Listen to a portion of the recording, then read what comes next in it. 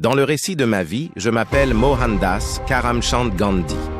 Né en 1869 à Porbandar, dans le Gujarat, mon voyage a débuté au sein d'une famille modeste, imprégnée de valeurs fondamentales, de vérité et de non-violence, transmises par ma mère, Putlibai.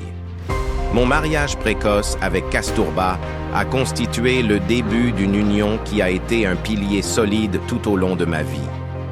Ma soif de connaissance m'a conduit à Londres, où j'ai étudié le droit. C'est là que j'ai été exposé à des idées et à des philosophies qui ont façonné ma vision du monde.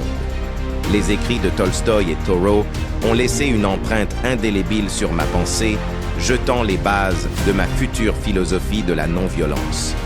Mon départ pour l'Afrique du Sud, en 1893, a marqué un tournant majeur. Confronté au racisme et à la discrimination, j'ai ressenti le besoin de résister de manière non violente. C'est là que la graine de Satyagraha, la force de la vérité, a été plantée. Ma lutte contre le projet de loi sur les laissez-passer pour les Indiens a été le point de départ de ma quête pour la vérité. Le retour en Inde en 1915 a marqué le début de mon engagement profond pour l'indépendance.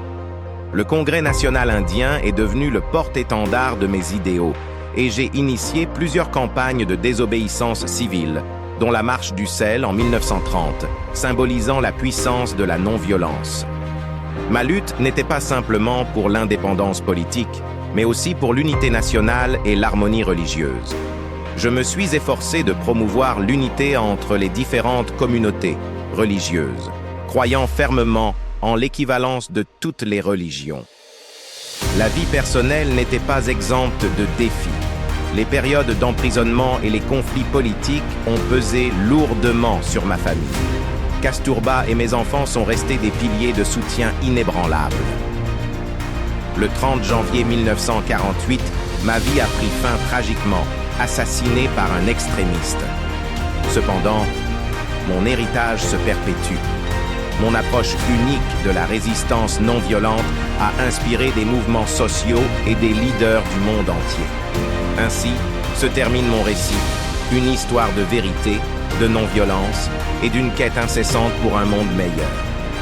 Mon rêve d'une société basée sur la vérité, l'amour et l'unité persiste, éclairant la voie pour les générations futures. Je laisse derrière moi un monde imprégné de la conviction que la véritable force réside dans la vérité et l'amour.